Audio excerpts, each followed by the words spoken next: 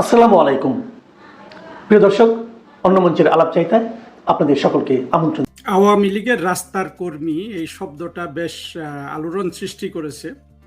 আজকে ঘুম থেকে উঠে দেখলাম এই ধারণাটা কোথা থেকে এসে এর সমাধান কি, এই নিয়ে এখানে আলোচনা করব। ফেসবুকে এখন অনেকেই প্রতিবাদ করছে কোনো এক নারী আওয়ামী লীগের সংগ্রামী কর্মীদের রাস্তার কর্মী বলে কটাক্ষ করেছে। স্বভাবতই সবারই অন্তরে আঘাত লেগেছে এবং সেই অনুযায়ী প্রতিবাদ হচ্ছে, এবং এটা অত্যন্ত একটা গুরুত্বপূর্ণ ইস্যু। আমি প্রায় এই ঘটনা ঘটার আগেও এই বিষয়টা নিয়ে আলোচনা করব বলে চিন্তা করেছিলাম, কিন্তু ঘটে যাওয়ার পর আলোচনাটা আর একটু প্রাসঙ্গিক হয়ে গেল। আওয়ামী লীগের রাস্তার কর্মী ধারণাটা আমরা পাই প্রথমত একজন প্রতিমন্ত্রীর কার্যক্রম থেকে। প্রতিমন্ত্রী দেখা গেছে যে বা আরো কিছু নেতা, বুঝে বা না বুঝে হোক, আমার মনে হয় এটা বুঝে তারা করেনি, দেখা গেছে যে তারা কোনো একটা ভালো জায়গায় কিছু তরুণ তরুণীকে নিয়ে প্রোগ্রাম করছে। সেই প্রোগ্রামে সজীব ওয়াজেদ জয়, কখনো পুতুল, কখনো ববি, তারা অংশগ্রহণ করছে, এবং সাধারণত ওই ছেলে মেয়েগুলা ইংলিশ মিডিয়াম স্কুলে পড়ে বা এই শ্রেণীর বা এই জাতের হবে আর কি। সেখানে আসলে সত্যিকার অর্থে গ্রামগঞ্জ থেকে কোনো ছেলে মেয়ে এসছে বলে আমাদের অন্তত মনে হয়নি। পরবর্তীতে ওই প্রতিমন্ত্রীর দুর্ভাগ্য হলো যে 2024-এ যখন জঙ্গি উত্থান হয় তখন দেখা গেল যে ওই ছেলে মেয়ে সবগুলা লালবদর। ওরা তখন শেখ হাসিনাকে গালি দিচ্ছে, ওরা তখন জয়কে গালি দিচ্ছে, ববিকে গালি দিচ্ছে, শেখ রেহানাকে গালি দিচ্ছে, এবং যাতে শেখ হাসিনার সরকার পড়ে যায় এরা নানান ধরনের অভিনয় করছে, কান্নাকাটি করছে, আমাকে মেরে ফেললো আমাকে মেরে ফেললো বলে রাস্তায় হাউমাউ করছে। এভাবে তারা আবার 24-এর জঙ্গি উত্থানও ঘটিয়ে ফেলেছে।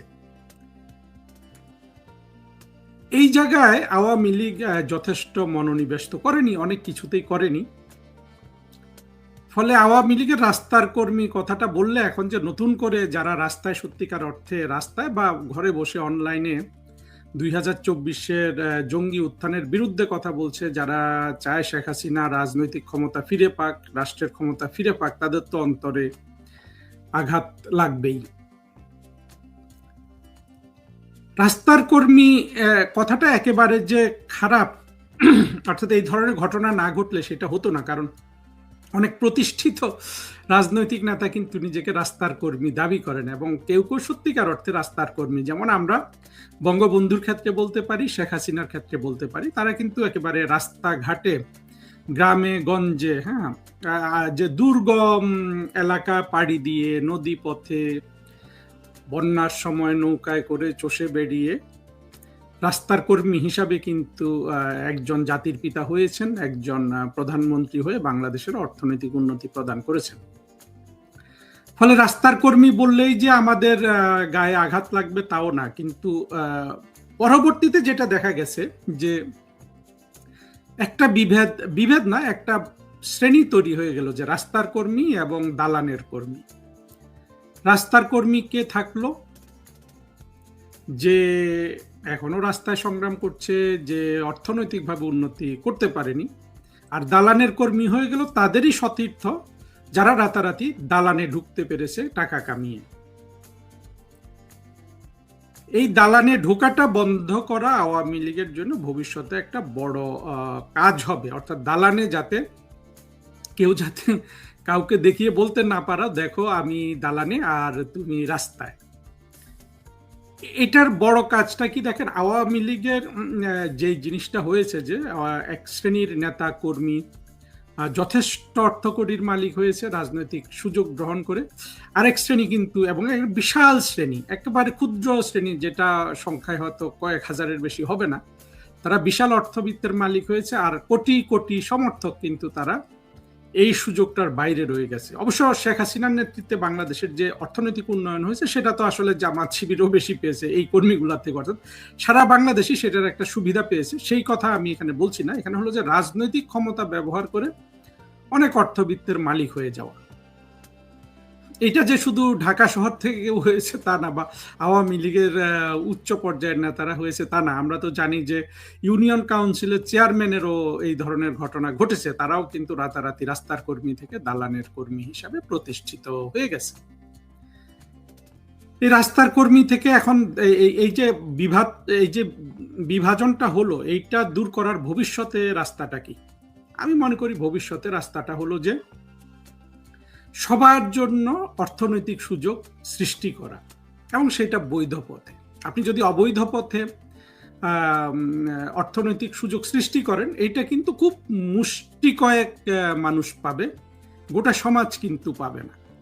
আজকে যারা আওয়ামী লীগের রাস্তার কর্মী বলছে, এদেরকে দুটো শিক্ষা আমার মনে হয় প্রধানমন্ত্রী শেখ হাসিনার পক্ষ থেকে দেওয়া উচিত। একটা হলো যে আশ্বাস, এরা সকলেই কাজ পাবে, চাকরি পাবে, উনি ক্ষমতায় আসলে সবার মর্যাদাশীল জীবন হবে। আবার একই সাথে এটাও ক্লিয়ার করে দেওয়া যে আগের পথে আর কিন্তু চলবে না, অর্থাৎ একজন অনেক ধনী হয়ে যাবে, তার অনেক সতীর্থ দরিদ্র রয়ে যাবে, এই সিস্টেমটা কোনো না কোনো জায়গায় ভেঙে দিতে হবে। এইটা ভেঙে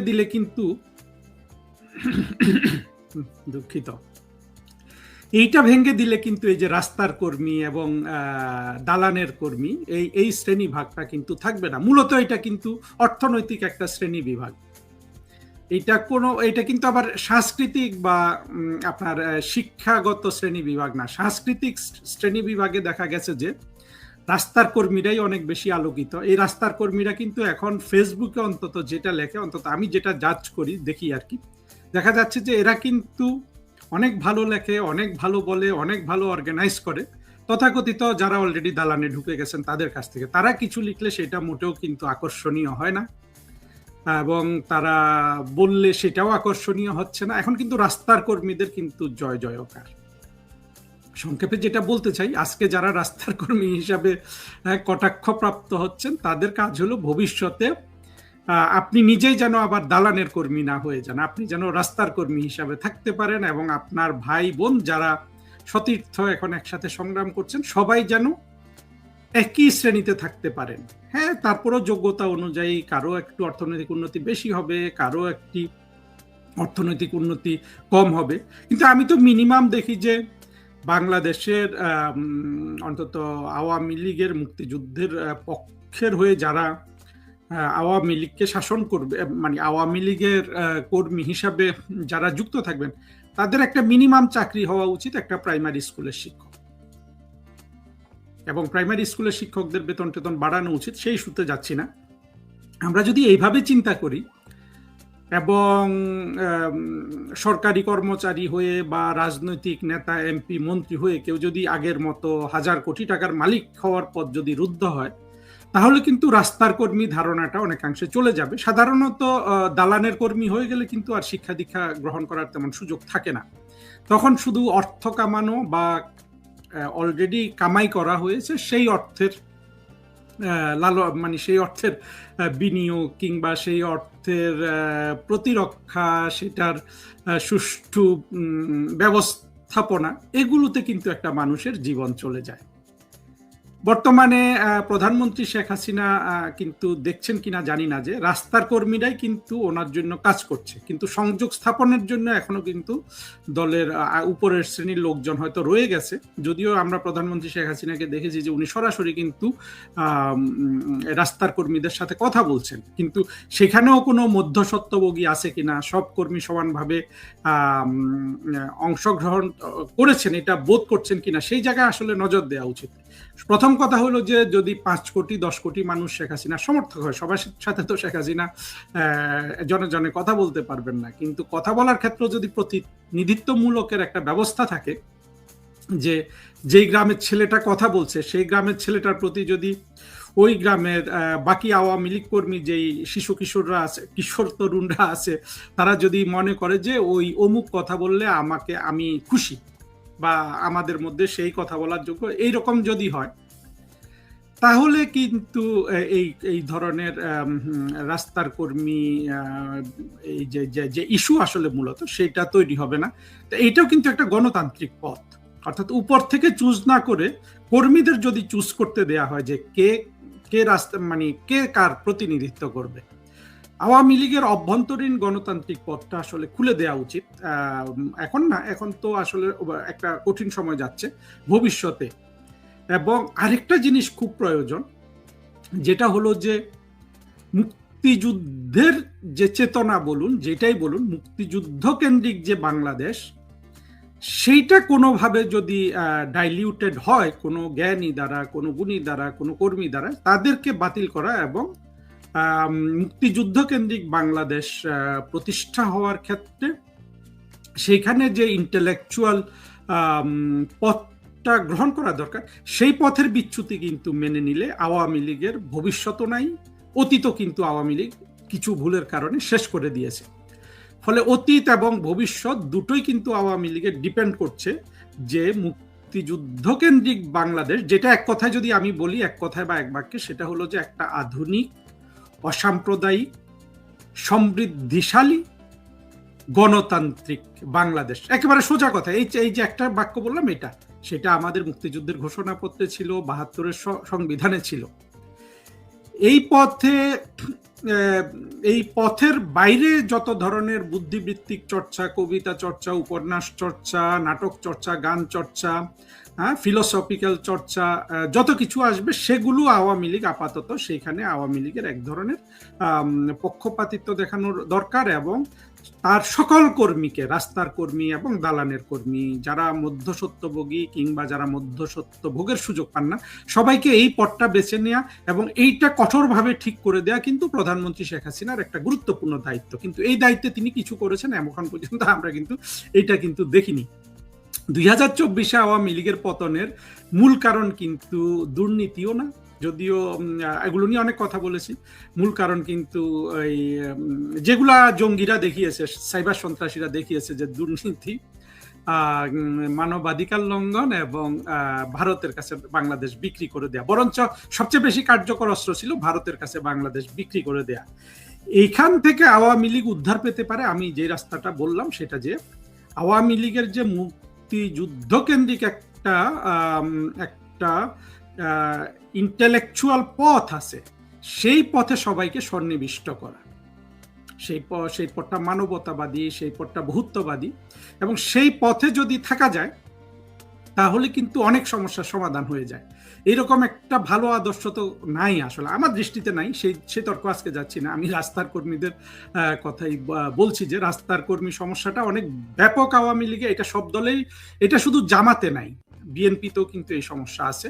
বিএনপি যেই অভিযোগটা করে, আওয়ামী লীগও সেই অভিযোগটা করে, যে ক্ষমতায় আসলে দল এক ধরনের সুবিধাভোগী শ্রেণী দাঁড়িয়ে যায়, বিভিন্ন দালান থেকে এসে অথবা দালানে দ্রুত ওঠে, রাস্তার কর্মীর মতো অবহেলিত থেকেই যায়। এটা সমাধানের পথ আমি হয়তো একটু বলেছি, বাট ভবিষ্যতে আমাদেরকে অনেক বলতে হবে। এবং আমি অন্য জায়গায় একটা বুদ্ধিবৃত্তিক যে মুক্তিযুদ্ধের চেতনার পথে কিভাবে থাকা যায় সেই নিয়ে একটা বক্তব্য রাখবো।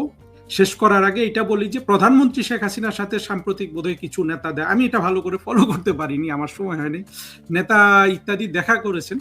এই দেখা করার থেকে কিন্তু বোধহয় সর্বশেষ ইস্যুটা এসেছে যে রাস্তার কর্মী। এখন প্রধানমন্ত্রী কারোর সাথে দেখা করতে পারেন শেখ হাসিনা, কিন্তু এগুলো গোপনে হওয়া উচিত।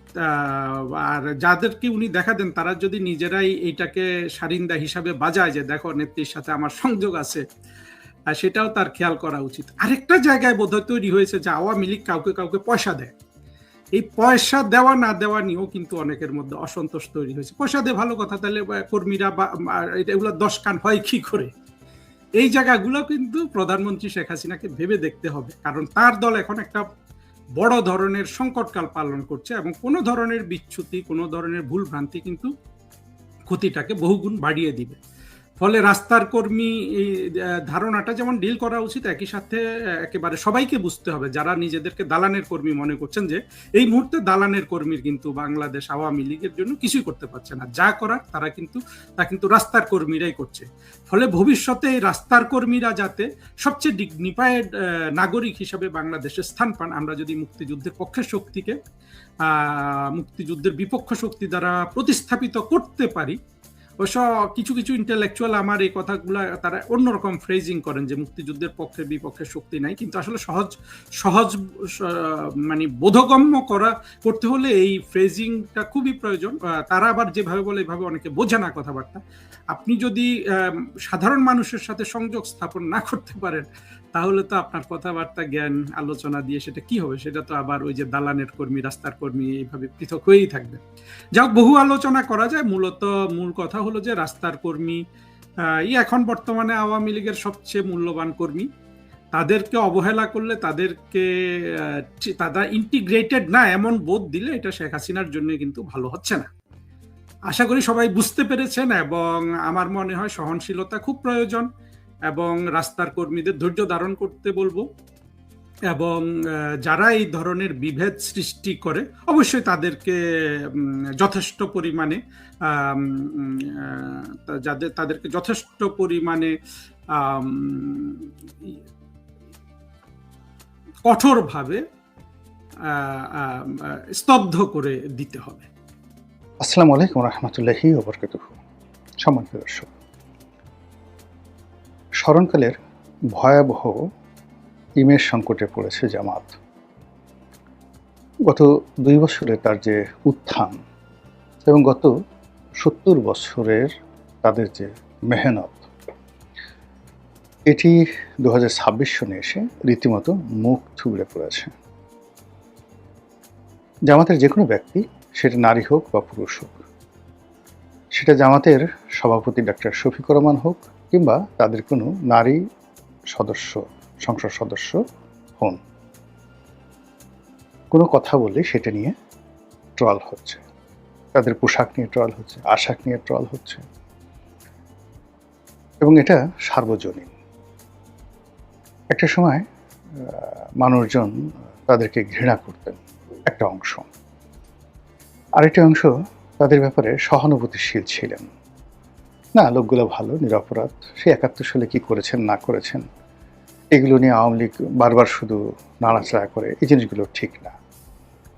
কিন্তু ইউনূস জামানাতে ক্ষমতার একদম চালিকা শক্তিরূপে তারা যে আচরণ করেছে, যে কথাগুলো বলেছে, যে অহমিকা দেখিয়েছে, এবং প্রশাসনের বিভিন্ন স্তরে তাদের যে লোকজন, যাদেরকে তারা দীর্ঘদিন লুকিয়ে রেখেছিল, তারা যেভাবে নিজেদের মুখোশ উন্মোচন করেছেন, যেভাবে বিশ্ববিদ্যালয় ক্যাম্পাসগুলো, তারপর বিশ্ববিদ্যালয়ের যে আবাসিক হলগুলো, সে হলগুলো তারা যেভাবে নিয়ন্ত্রণ করেছে, মেয়েদের হলগুলো, মেয়েদের বিশ্ববিদ্যালয় এবং বিশ্ববিদ্যালয় কলেজগুলো, সেখানে তারা যে আধিপত্যবাদ দেখিয়েছে, এটি মূলত এককভাবে বিএনপি বা আওয়ামী লীগ কখনো সেটা পারেনি।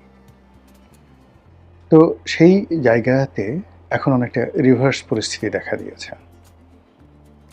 তাদের সবচেয়ে বড় দুর্গ, যে দুর্গ, সেটি হলো রাজশাহী বিশ্ববিদ্যালয়, এবং সেখানে জানে যে সেখানে ছাত্রলীগ আবার ঢুকে গেছে, এবং সেখানে নির্বাচিত সংসদ মানে ছাত্র সংসদ, সেখানকার যারা নেতৃবৃন্দ, তারা এটি নিয়ে বেশ মারামারি করেছেন, এবং রাজশাহী বিশ্ববিদ্যালয় প্রক্টর অফিসের সাথে সেখানকার যারা ছাত্র নেতৃবৃন্দ রয়েছেন শিবিরপন্থী, তাদের বাক বিতণ্ডা, মারামারি, কাটাকাটি, এবং যাকে বলা হয় তাদের যে অঙ্গভঙ্গি, সশস্ত্র অঙ্গভঙ্গি, দেশীয় অস্ত্রে অঙ্গভঙ্গি, এটি এখন ভাইরাল বিষয়ে পরিণত হয়েছে সারা বাংলাদেশে। এর বাইরে জামাতের কিছু মহিলা কর্মী রয়েছেন। প্রথম দিকে দেখা গেল যে তাদের প্রজ্ঞা, মেধা, কথা বলার ধরন, জ্ঞান, গরিমা, এগুলো নিয়ে অনেকে ইতিবাচক চিন্তা চেতনা করতেন, কিন্তু সাম্প্রতিক সময় দেখা যাচ্ছে যে এমন সব কথাবার্তা হচ্ছে, এমন সব ফটোকার্ড বের হচ্ছে, মানে যেগুলো আসলে খুব অসম্মানজনক। এবং জামাতের যারা নেত্রী রয়েছেন, নারী কর্মী রয়েছেন, তাদের জন্য আসলে এই মুহূর্তে শো অফ হওয়া, পাবলিক এর সঙ্গে কমিউনিকেশন করা বা দাওয়াতি কর্মকাণ্ড পরিচালনা করা, যেটা আগে তারা করতে পারতেন, এটি এখন আসলে সম্ভব হচ্ছে না। বিএনপির ক্ষেত্রে একই অবস্থা। বিএনপির এক নেতার সঙ্গে সেদিন কথা হলো, সংসদ সদস্য হয়েছেন। তো আমি জিজ্ঞাসা করলাম কেমন যাচ্ছে। তো সে বলল যে এখন আসলে যখন বিরোধী দলে ছিলাম তখন রাজনীতি করার যে আনন্দ ছিল, যে গ্রহণযোগ্যতা ছিল, পাবলিকের যে সহানুভূতি ছিল সেটা নেই। না থাকার কারণে ওই সময়টা মিস করছি। আর বর্তমান সময় নিয়ে খুব আতঙ্কিত অনুভব করছি। এই যদি হয় বিএনপির অবস্থা, তাহলে জামাতের অবস্থা আরও কত খারাপ সেটা বোঝার চেষ্টা করুন। এরপরে যে ঘটনা সেটা হলো জামাতের বেশ কয়েকজন সংসদ সদস্য, তাদের নারী কেলেঙ্কারি, এরপরে কয়েকজন সংসদ সদস্যর পারিবারিক ছেলে মেয়েদের ঔদ্ধত্যপূর্ণ আচরণ, অশালীন এবং অসভ্য জীবনযাপন, এগুলো ভাইরাল হচ্ছে সারা বাংলাদেশে। তারপর জামাতের যে যারা বক্তা রয়েছেন তাদের বেশ কিছু বক্তব্য, কর্মকাণ্ড ইদানিংকালে এতটা যাকে বলা হয় মানুষের বৃতৃষ্ণার কারণ হয়ে দেখা দিয়েছে যে মানুষ যখন জান্নাতের টিকিটের কথা বলা হয় সঙ্গে সঙ্গে, অর্থাৎ শেখ কামালের ব্যাংক ডাকাতি বা বাকশাল বা ৭৪-এর দুর্ভিক্ষ যেভাবে আওয়ামী লীগকে বিপর্যস্ত করছে এখন পর্যন্ত, বা যেভাবে খাম্বা, হাওয়া ভবন, এই শব্দগুলো যেভাবে বিএনপিকে ভীষণ রকম যাকে বলে একটা নেতিবাচক অবস্থায় ফেলে দিয়েছে।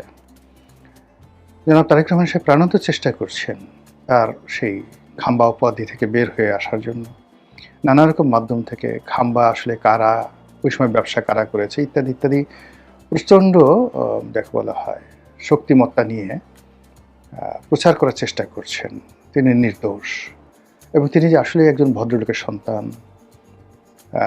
হ্যাভিং এ ব্লু ব্লাড, বংশগতভাবে তিনি, তার মা, তার বাবা ভদ্র, কম কথা বলেন, মার্জিত, এই বিষয়গুলো এস্টাবলিশড করার জন্য একের পর এক ম্যাটিকুলাস ডিজাইন নিয়ে তার যে PR team, public relation team দিন রাত কাজ করে যাচ্ছেন। প্রতিদিনই একটা না একটা ঘটনা ঘটছে বা ঘটানো হচ্ছে, আমরা বলতে পারি না। যেমন দেখা গেল প্রধানমন্ত্রীর গাড়ির সামনে একজন লোক পড়ে গেল, একটা মহিলার সামনে চলে এলো, উনি গাড়ি থেকে নামলেন, তার সঙ্গে কথা বললেন, মিডিয়াতে খবর। প্রধানমন্ত্রী নতুন করে অনুষ্ঠানে গেলেন, মেয়েরা সেখানে দৌড় দিল, একটা মেয়ে সেই দৌড়ের মধ্যে থেকে এসে প্রধানমন্ত্রীর সামনে এসে দাঁড়িয়ে গেল। এটি কি সাজানো? ওই মেয়েটা এত কিছুর মধ্যে সে আলাদা,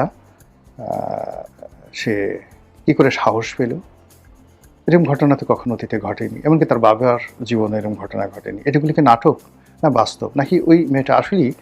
এরকম অনেক কিছু ঘটছে, কিন্তু বিএনপির পক্ষে যেভাবে প্রচারণা চালানো হচ্ছে, তিনি মেয়েটাকে দেখে দাঁড়িয়ে গেলেন, মাথায় হাত বুলালেন। মেয়েটা ঠিক অনেকটা দৃঢ়তা নিয়ে, একেবারে কিশোরী মেয়ে, পিছনে হাত বেঁধে পিএমের সামনে সিনা উঁচু করে দাঁড়িয়েলেন। যেহেতু প্রধানমন্ত্রী দাঁড়িয়েছেন মেয়েটার জন্য, তার সাঙ্গপাঙ্গ যারা আছেন, আমির উমরা, তারা সবাই দাঁড়ালেন এবং সবাই বললেন যে দেখো দেখো দেখো ভদ্রতা কাকে বলে। এই ভদ্রতা শুধুমাত্র জিয়া পরিবারের সঙ্গেই সম্ভব। কিন্তু এই কাজগুলো করে তাকে মহামানব বানানোর চেষ্টা করা হচ্ছে প্রতিদিন। এরকম আমি অসংখ্য ঘটনা এভরিডে ঘটছে, কিন্তু কোনো অবস্থাতেই ইমেজের ক্ষেত্রে তিনি এখনো পর্যন্ত মানুষের সম্মান মর্যাদার যে জায়গাটি, সেই জায়গাটি অর্জন করতে পারেননি। তার সঙ্গে যখন ভদ্রলোকের দেখা সাক্ষাৎ হচ্ছে, তার সঙ্গে যখন শিক্ষিত লোকের দেখা সাক্ষাৎ হচ্ছে, ক্ষমতাধর লোকদের দেখা সাক্ষাৎ হচ্ছে, সেখানে আপনি তাদের বডি ল্যাঙ্গুয়েজ দেখলে বুঝবেন যে প্রধানমন্ত্রীকে তারা কতটুকু সম্মান করেন বা সমীহ করেন। আমি মেনশন করলাম না কোনো কিছু, আপনার শুধু দেখে নেন। মানে ওইগুলো ঘটনা নয়, ঘটনা হলো তার সঙ্গে যখন সেনাপ্রধানে দেখা হচ্ছে, ক্যাবিনেট সচিবে দেখা হচ্ছে, তার সঙ্গে যখন দেশের কোনো বরেণ্য ব্যক্তির দেখা হচ্ছে, তখন এই দুয়ের মধ্যে প্রধানমন্ত্রীকে কেন্দ্র করে অপরপক্ষের যে আনুগত্য, ভালোবাসা, শ্রদ্ধা, নিবেদন, এই জিনিসগুলো কেমন হচ্ছে। সংবাদপত্র জগতের যে সকল সিনিয়র সাংবাদিক আছেন তারা তার সঙ্গে দেখা করছেন। এর মধ্যে দুটো গ্রুপ হয়ে গেছে। একটা গ্রুপ হলো মতিউর রহমান, মাহফুজ আনামদের নেতৃত্বে একটা গ্রুপ, যেখানে মতিউর রহমান, মাহফুজ আনাম, তারপর মতিউর রহমান চৌধুরী, নুরুল কবির, ওনারা একটা গ্রুপ। তো তারা একবার বা দুবার ওনার সঙ্গে দেখা করেছেন, এখন আর তাদেরকে দেখা যাচ্ছে না। আবার অন্যদিকে আমার দেশের মাহমুদুর রহমান, জাজিউদ্দিনের শফিক রেহমান, তো এই প্রো বিএনপি এবং প্রো জামাতের যে সমস্ত সাংবাদিক রয়েছেন, তারা যখন তার সঙ্গে দেখা করছেন, সেখানে আপনি এদের বডি ল্যাঙ্গুয়েজগুলো দেখেন, আপনি বুঝতে পারবেন যে সম্মান এবং মর্যাদাটা এই গত 5 মাসে 6 মাসে কতটা তিনি অর্জন করেছেন, বা আগের যে জায়গাগুলো থেকে কতটা বের হতে পেরেছেন।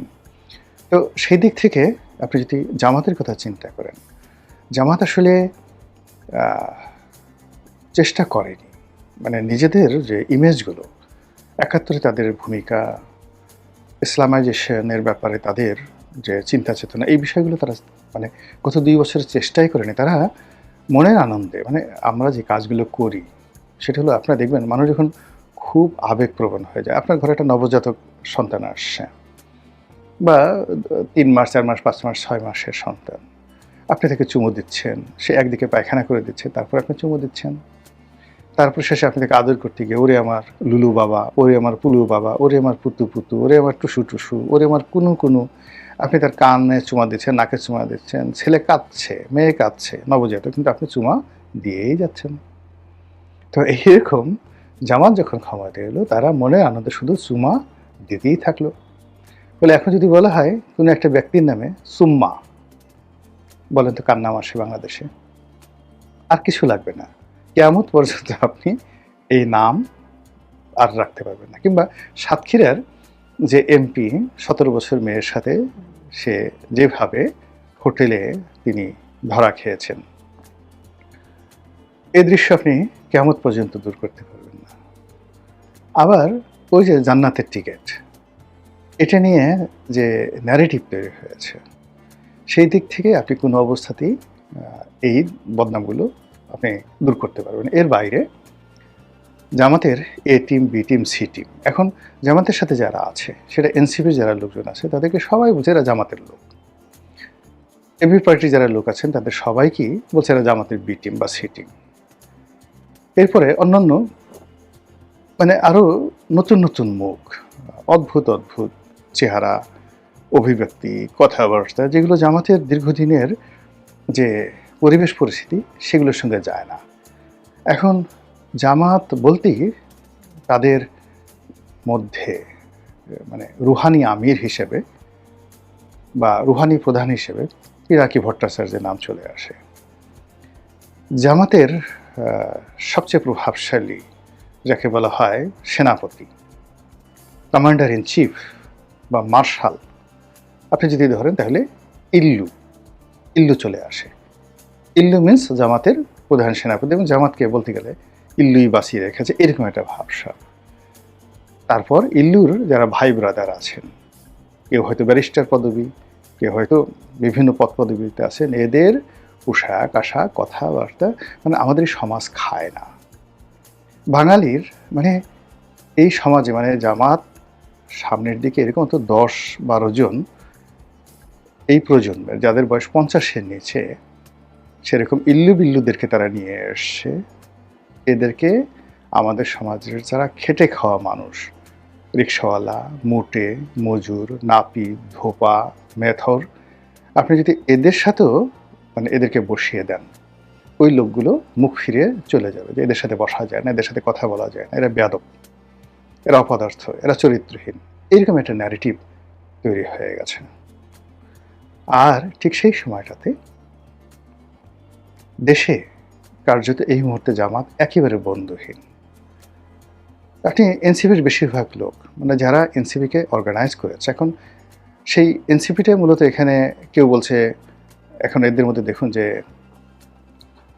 এক গ্রুপ বলা হচ্ছে যে এরা আওয়ামী লীগের গুপ্ত, স্পষ্টই নাহিদ এবং সার্জিসকে, নাহিদ না মানে এখানে হাসনাত আবদুল্লাহ এবং সার্জিসকে আওয়ামী লীগের গুপ্ত বলা হচ্ছে, নাহিদকে বলা হচ্ছে